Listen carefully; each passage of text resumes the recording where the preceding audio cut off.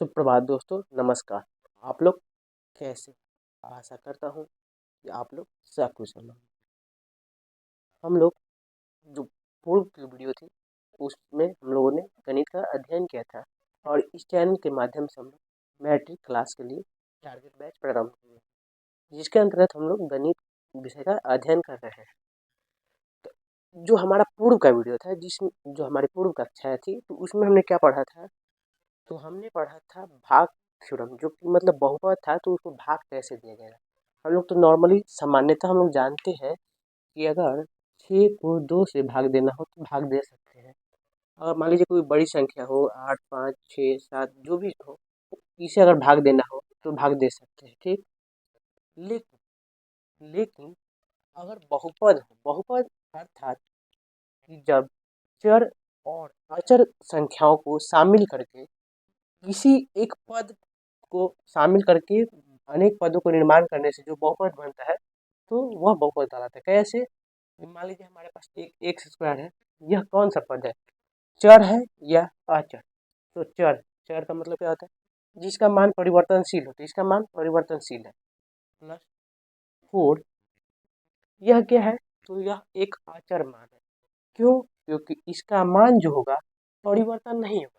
हम कहेंगे तो इसको 4 ही कहेंगे, कोई दूसरा व्यक्ति होगा तो इसे 4 ही कहेगा। लेकिन इसमें अगर गणितीय रूप की बात करें, इसके गणितीय रूप की, तो यह एक्स है जो कि अल्फाबेटिकल फॉर्म में है, यानी अंग्रेजी के अक्षर के रूप में है, और इसका गणितीय मान परिवर्तनशील होगा। तो इस प्रकार यह अचर, यह हुआ चर और यह हुआ अचर, यह हुआ अचर और यह हुआ चर, क्योंकि इसका मान परिवर्तनशील है और इसका मान परिवर्तनशील नहीं है। तो इनके शामिल होने से जो एक टर्म प्राप्त होता है, जो एक रूप प्राप्त होता है, उसे हम लोग बहुपद कहते हैं, ठीक। इसको हमने भाग देना सीखा था कि इससे अगर मान लीजिए इस संख्या को भाग देना हो तो कैसे भाग देना, इसके बारे में हम लोगों ने सीखा था। तो आज हम लोग देखेंगे कि अगर मान लीजिए हम हमारे पास हमारे पास 3 शून्यक, इससे पूर्व के वीडियो में जो हमने शून्य के बारे में अध्ययन किया था जिसमें 2 शून्यक थे, ठीक। अब हम लोग देखेंगे कि अगर हमारे पास 3 शून्यक है, उस शून्यक और गुणांक के बीच आपसी संबंध क्या होंगे। शून्यक और गुणांक के मध्य आपसी संबंध जब 3 शून्यक हो। तब इससे पूर्व हम लोग 2 शून्यक थे तो उसके बारे में हम लोग देख चुके हैं। तो आज हम लोग इसके बारे में ही अध्ययन करेंगे कि जब 3 शून्यक होंगे तो उनके आपसी संबंध क्या होंगे और उनसे हम लोग किसी भी प्रश्न का हल कैसे करेंगे। तो पहला, alpha plus beta plus gamma, ये 3 हमारे क्या है? शून्यक है। क्या है? यह एक बहुपद के शून्यक है जिसका 3 शून्यक है। Alpha plus beta plus gamma, ठीक। तो इसका मान क्या होगा? Minus B by A. Minus B by A क्या है? तो यह है A Q plus A X Q plus B X square plus C X plus D, इस बहुपद के रूप में। यह क्या है? बहुपद। तो माइनस बी यहाँ का और ए यहाँ का गुणांक है, ये दोनों क्या है हमारे लिए? तो गुणांक है, ठीक। यह हुआ हमारा पहला टर्म। दूसरा, जब alpha into beta plus beta into gamma plus gamma into alpha बराबर क्या होगा? तो इसका मान होगा सी बाई ए, ठीक। तीसरा जो होगा, इन तीनों गुणांकों का गुणनफल, अल्फा बीटा और गामा बराबर माइनस डी बाई ए। यह हमारे 3 टर्म प्राप्त होते हैं जब 3 शून्यक हो और गुणांक हो, तो उनके आपसी संबंध से संबंधित तीन तथ्य प्राप्त होते हैं। कौन कौन? तो पहला, alpha plus beta plus gamma का मान -b/a के गुणांक के बराबर होता है। दूसरा तथ्य, जब अल्फा और बीटा का गुणनफल हो प्लस यानी उनका योग बीटा और गामा का गुणनफल प्लस गामा इंटू अल्फा के बराबर हो तो उसका मान c/a के अनुपात के रूप में होता है, जहाँ पर c जो होता है वह x का गुणांक होगा, जबकि a जो होगा x³ का गुणांक होगा। ठीक उसी प्रकार अगर हम बात करें अंतिम तथ्य की, तो वह तीनों शून्यकों का गुणनफल होता है और उसका मान -d/a होता है, जहाँ पर d जो होता है एक अचर पद होता है, जबकि a जो होता है वह x³ का गुणांक होता है। तो आप लोग इसे नोट कीजिए। चलिए, तो अब हम लोग अपने अध्याय की शुरुआत करेंगे और उससे संबंधित प्रश्नों को हल करेंगे। हमारा जो प्रश्नावली है वह है 2.4। यह ऐच्छिक है, यानी कि यह जो प्रश्नावली है यह परीक्षा की दृष्टि से महत्वपूर्ण नहीं है, लेकिन इसके कुछ प्रश्नों को हम लोग हल करेंगे और उसे सीखेंगे।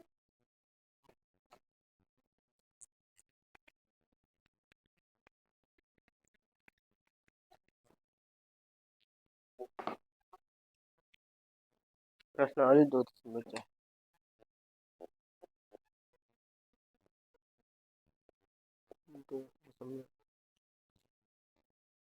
मेरा मानना है कि हम लोग जब क्लास 6 यानी छठी में प्रवेश करते हैं और उसके बाद जो हमारा एकेडमिक क्षेत्र होता है, यानी कि जो अध्ययन के क्षेत्र होते हैं 12वीं तक, मिनिमम 12वीं तक, उस दौरान हम लोग क्या करते हैं कि पढ़ाई को सीरियस नहीं लेते, यानी कि उसको अच्छी तरह से नहीं अध्ययन करते। तो उसमें क्या करते हैं कि हमें 10th क्लास पास करना, सिर्फ 10th भर ही पढ़ते, मतलब उसको उतना बस परीक्षा की दृष्टि से पढ़ते।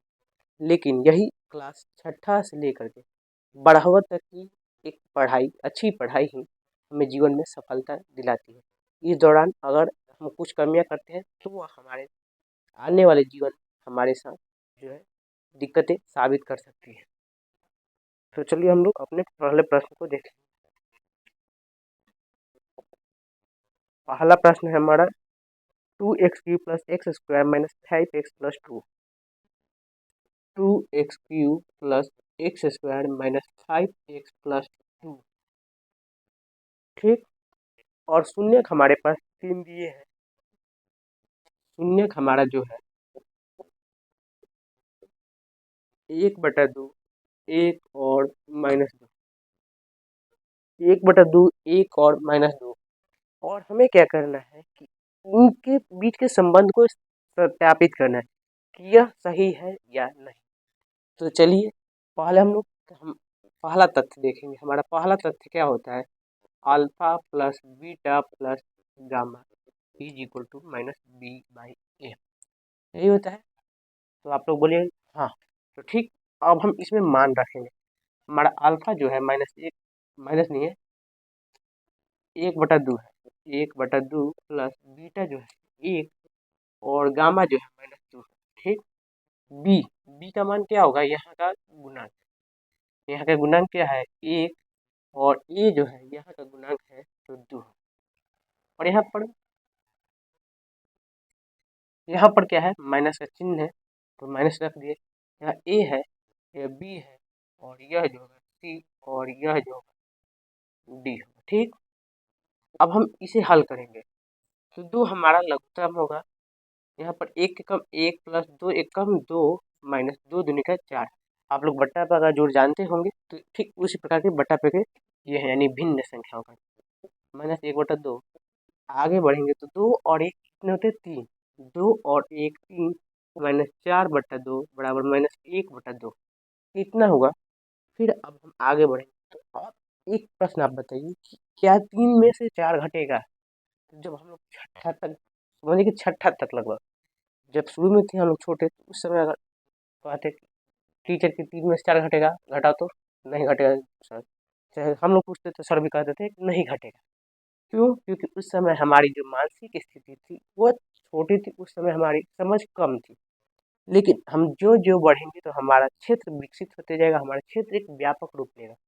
तो अब 3 में से 4 घटेगा कि नहीं? तो घटेगा, और घटेगा तो क्या होगा? 1 होगा। क्यों? क्योंकि 4 में से 3 जाएगा, इतना तक तो हो गया। अब यहाँ पर चिन्ह किसका होगा? तो यहाँ पर चिन्ह होगा माइनस का। क्यों? क्योंकि माइनस का मान अधिक है, बराबर 1/2 माइनस 1/2।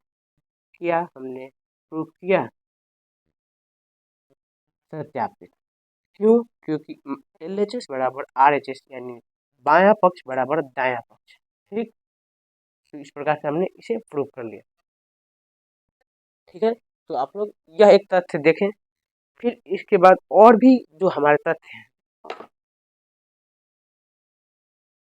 हमारे जो भी और भी जो फार्मूला है मैंने लिखवाए थे, एक b alpha beta plus beta gamma plus gamma alpha बराबर C/A, या एक और लिखवाए थे अल्फा बीटा और गामा तीनों का गुणनफल माइनस D/A। इन दोनों के माध्यम से भी आप इसे सत्यापित कर सकते हैं। तो चलिए अब आप लोग इसे देख लीजिए।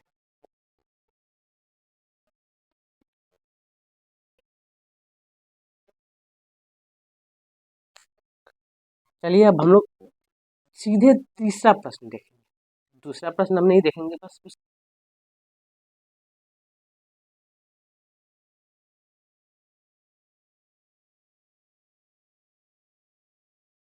दिया है एक बहुपद x³ minus 3x² plus x plus 1, x³ minus 3x² plus x plus 1। यह हमारा एक बहुपद दिया हुआ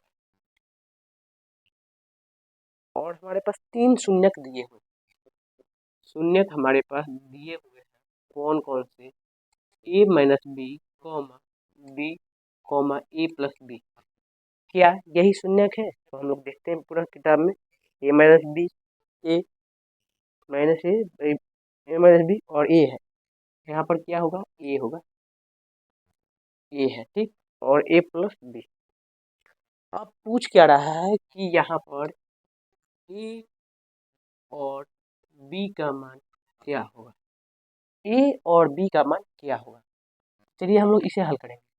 तो जैसे कि हम लोग जानते हैं शून्यक के अनुसार, जब तीनों शून्यक को जोड़ते हैं alpha plus beta plus gamma, तो इज इक्वल टू कितना था? Minus B/A। और ये जो बी और ए है यह है गुणांक, यह क्या है? गुणांक है। अल्फा का मान a minus B plus a beta का मान और गामा का मान a प्लस बी बराबर बी का मान यह हमारे पास है माइनस और माइनस 3 ए का मान 1 होगा। ठीक है, यहाँ पर देख पा रहे होंगे आप बी और बी कट जाएगा क्योंकि माइनस और प्लस माइनस होता है, minus into plus is equal to minus. ठीक, इसके बारे में मैंने बार बार आप लोगों को बताया है क्योंकि यहाँ पर विचारों का मेल नहीं है, इसीलिए इनमें आपसी संबंध नहीं बन पाएगा। अब इन तीनों को जोड़ेंगे तो हमारा मान होगा 3a बराबर माइनस और minus, minus into minus is equal to plus होता है। तो इस प्रकार यहाँ होगा 3। आगे जब हम बढ़ेंगे तो 3 तो पूर्व से था, और हम क्या करेंगे कि एक जाति विशेष, एक वर्ग विशेष, एक विचारधारा को एक तरफ रखेंगे, अर्थात यह अंक है तो इसे अंक की तरफ रखेंगे, और जो यह अक्षर है उसे अक्षर की तरफ रखेंगे। तो एक को एक की तरफ रख दिए और इस 3 की तरफ, इस अंक की तरफ इसे भी ले जाएंगे। तो बराबर के जब दूसरी तरफ जाएगा, बाउंड्री के बाहर पार जाएगा, तो उसके मान में परिवर्तन होता है। तो 3 गुना में थे यहाँ पर, तो भागा में आ गया, 3 और 3 कट गया। इस प्रकार हमारा मान जो हुआ प्राप्त हुआ 1। ठीक, अब इस 1 के मान को, ए का मान तो निकल गया, अब हम बी का मान निकालते हैं। तो बी के मान निकालने के लिए दूसरे तथ्य का प्रयोग करेंगे जिसमें अल्फा बीटा और beta gamma plus gamma alpha इन तीनों का गुणनफल है। हमारा अगला तथ्य जो है alpha beta plus beta gamma plus gamma alpha बराबर C/A के रूप में है। ठीक, इसे जब हम प्रयोग करेंगे तो अल्फा की जगह पर क्या है? a माइनस बी, और a का मान 1 माइनस बी है। यहाँ पर हम एक जगह कर लेते हैं, a माइनस बी बराबर 1 माइनस बी और ए की जगह पर 1 और ए प्लस बी की जगह पर 1 प्लस बी, यह तीनों हो जाएगा क्योंकि ए का मान 1 है, गुने बीटा का मान 1 प्लस 1 गुने 1 plus B plus gamma into alpha. Gamma into alpha क्या है, तो ये और ये है, तो 1 minus b into 1 plus b बराबर सी बाई ए। सी का मान कितना है, 1 और ए का मान 1। जब यहाँ पर हम आगे देखेंगे तो 1 से जब इसको गुना करेंगे तो 1 माइनस बी ही होगा, और ई से जब गुना करेंगे तो 1 प्लस बी ही होगा, यानी कि 1 minus B plus 1 plus B plus A minus B और इंटू ए प्लस बी। जब हम फार्मूला हम लोग पढ़े होंगे, ए माइनस बी और ए प्लस बी का मान होता है ए स्क्वायर माइनस बी स्क्वायर। ठीक, तो इस प्रकार से हम लोग इसे लिख सकते हैं 1 माइनस बी स्क्वायर बराबर 1। इतना हो गया। अब आप यहाँ पर देख पा रहे होंगे माइनस बी हर यहाँ पर प्लस है, इन दोनों को क्रॉस कर देंगे, कट जाएगा। जब ये दोनों कटेंगे तो 1 1 2 1 3 3 माइनस बी स्क्वायर बराबर 1। क्या इतना सही है? जब इसे इसमें फिर क्या करेंगे कि वही बोलेंगे कि विचारधारा जाति विषय जिस प्रकार से आपको समझ है उसे समझिए, कि उसको एक तरफ करेंगे। तो हम अगर इस अक्षर को एक तरफ करेंगे और इस अंक को एक तरफ करते हैं, तो चलिए पहले इसको इधर कर दे और इसको उधर कर देते हैं। तो 3 तो पूर्व से है और एक प्लस में है तो इधर आएगा तो माइनस में, और यह माइनस में तो उधर जाएगा तो प्लस में। 3 में से एक किया 2 और बी स्क्वायर। जब हम आगे बढ़ेंगे तो बी स्क्वायर है, तो बी का मान निकालने के लिए इसका वर्गमूल करेंगे। तो जब बी का वर्गमूल करेंगे तो हमारा मान होगा b is equal to plus minus under root 2। तो इस प्रकार से हमने ए और बी का मान निकाल लिया। ठीक है, हमें उम्मीद है कि आप लोगों को यह समझ में आ गया होगा। अब देखिए जो अगला 4 नंबर जो प्रश्न है उसे मैं आपको समझा देता हूँ। तो लिखा है यदि बहुपद x के power 4 minus 6x cube minus 26x square plus 138x minus 35 के दो शून्यक दिए हुए, एक है 2 प्लस अंडर रूट 3 और दूसरा शून्यक 2 माइनस अंडर रूट 3 है, तो अन्य शून्यक ज्ञात करें। तो फिर इसके लिए भी वही काम करना होगा जिस प्रकार मैंने एक बताया था पूर्व की वीडियो में, कि एक था शून्य रूट 2 और एक माइनस रूट 2 था, और एक बहुपद दिया हुआ था और उसके भी अन्य शून्य ज्ञात करने थे। तो मैंने क्या किया था कि एक एक्स प्लस अंडर रूट किया था 2 और एक्स माइनस अंडर रूट 2 किया था। तो ठीक इसी प्रकार इसमें भी वही करेंगे कि एक x plus 2 plus under root 3 और x minus 2 minus minus plus plus under root 3 कर देंगे, और उसके बाद इन दोनों का गुणनफल करेंगे और उसके बाद भाग देंगे। तो उस प्रकार से हमें शून्य की प्राप्ति होगी। पांचवा, ठीक पांचवा प्रश्न भी वही है, यदि बहुपद इतना दिया हुआ है तो एक अन्य बहुपद x square minus 2x plus के से भाग दिया जाता है तो शेषफल x प्लस ए आता है। तो के तथा ए ज्ञात कीजिए। तो आप इसी प्रकार चैनल से जुड़े रहिए। आपका दिन मंगलमय। धन्यवाद।